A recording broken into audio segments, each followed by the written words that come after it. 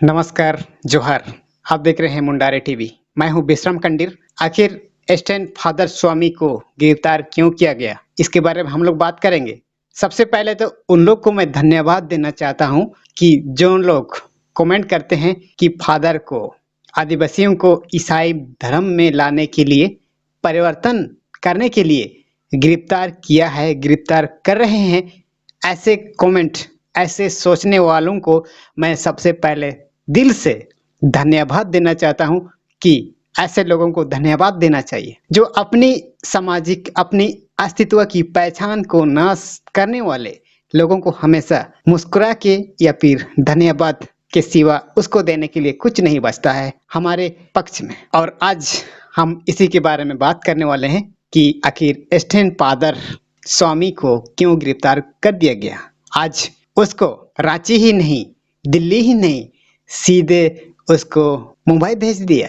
और आज बहुत सारे लोग उसकी हंस रहे हैं, बहुत उसकी प्रशंसा ले रहे हैं कि कैथोलिक चर्च के स्टैन स्वामी फादर को गिरफ्तार कर दिया गया, इसके लिए बहुत खुशियां मना रहा है। लेकिन मैं आपको जानकारी के लिए बता दूं कि जब जब उलगुलान होती है हमारे छोटानागपुर, जिसे आप रांची झारखंड के नाम से जानते हैं, जब जब उलगुलान होती है हमेशा ईसाइयों पर ही टारगेट किया जाता है, ईसाइयों को ही टारगेट किया जाता है। और आपने सही सुना, जब जब उलगुलान होती है तब तब ईसाइयों को ही टारगेट किया जाता है। इसके पीछे कौन सी राज है जो कि हमेशा ईसाइयों पर ही टारगेट किया जाता है?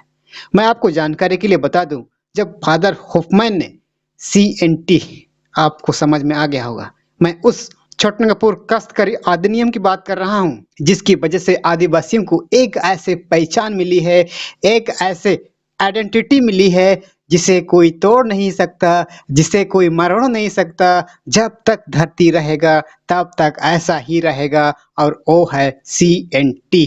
आपने सही सुना, छोटानागपुर काश्तकारी टेनेंसी। आप इस बात से आप समझ में आ गया होगा, ये सबसे बड़ी देन है, फादर होफमैन की देन है। और इसकी पहचानता आज इसकी बुनियादी कोई तोड़ नहीं सकता, कोई मरोड़ नहीं सकता, कोई छेड़छाड़ नहीं कर सकता है। इतनी बड़ी आदिवासियों को पहचान मिली है और ये है फादर होफमैन की वरदान है। आज हमारे झारखंड छोटानागपुर में जब जब उलगुलान होती है हमेशा आदिवासियों को ही टारगेट किया जाता है। आपने सही सुना, आपने सही सुना।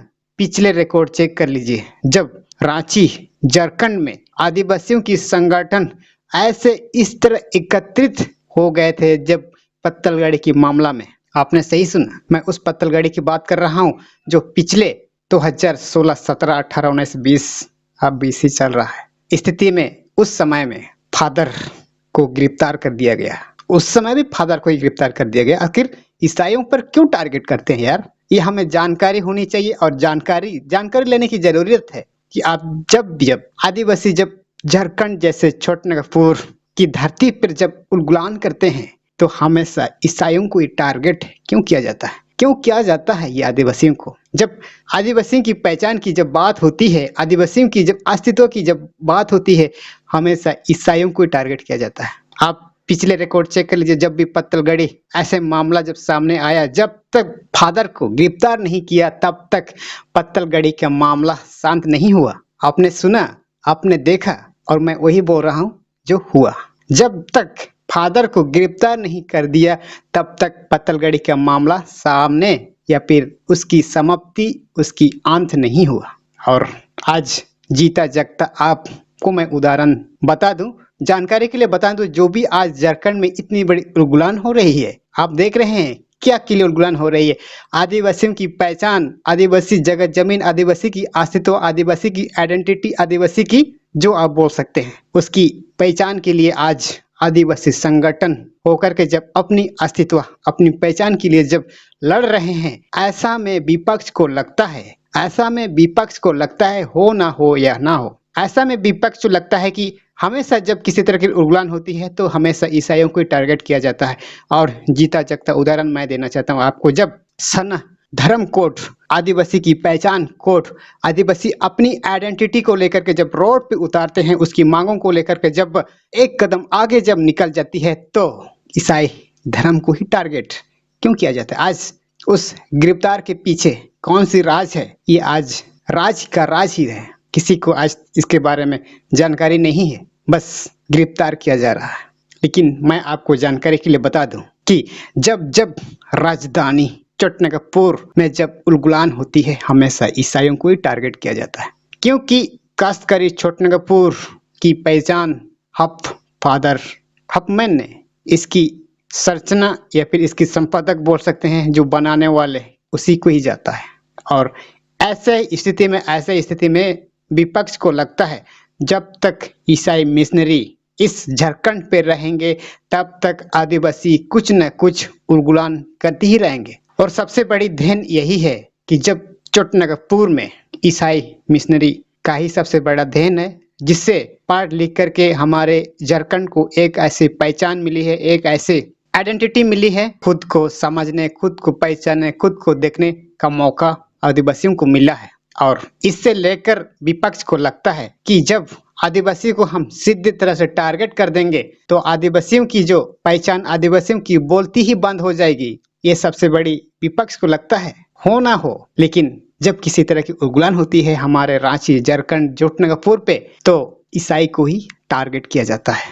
और ये सिर्फ आज का ही नहीं, पिछले रिकॉर्ड चेक कर लीजिए। जब पत्तलगड़ी जैसे मामला जब सामने आया था, फादर को ही गिरफ्तार करके उसकी मामला को रप्पा दप्पा कर दिया।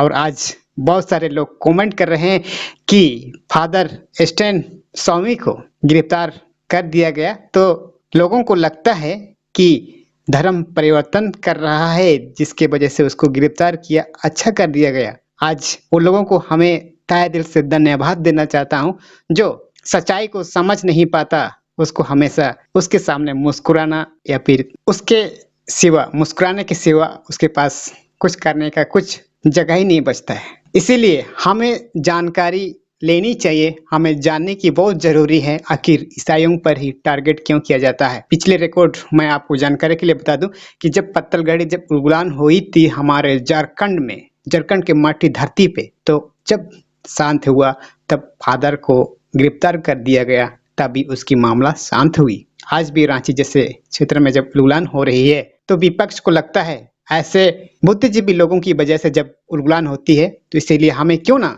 ऐसे लोगों को ही टारगेट किया जाए जिससे आदिवासियों की बोलती बंद हो जाए।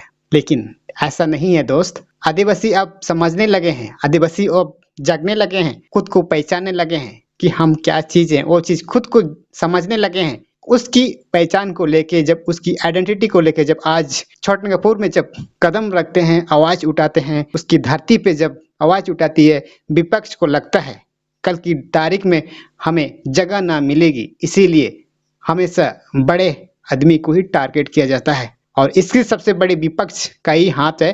लेकिन आज स्टैन फादर जिसे स्वामी कहा जाता है, आज आदिवासियों की पहचान ऐसे जागरूक बनाई है, आदिवासी की पहचान ऐसे जागरूक बनाई है जिसे आदिवासी खुद बयां कर सकती है, खुद इसका प्रूफ दे सकती है कि आज जो जीता जागता उदाहरण आप देखेंगे कल की तारीख में। आप जब कोलान में, मैं उसका दूसरा उदाहरण मैं आपको बता देता हूँ। कोलान क्षेत्र में भी जब क्या बिरवा पता नहीं बुला गए, आप रिकॉर्ड चेक कीजिए, या जब कोलान में अलग क्षेत्र की मांग करने के आरोप में उसको भी गिरफ्तार कर दिया गया।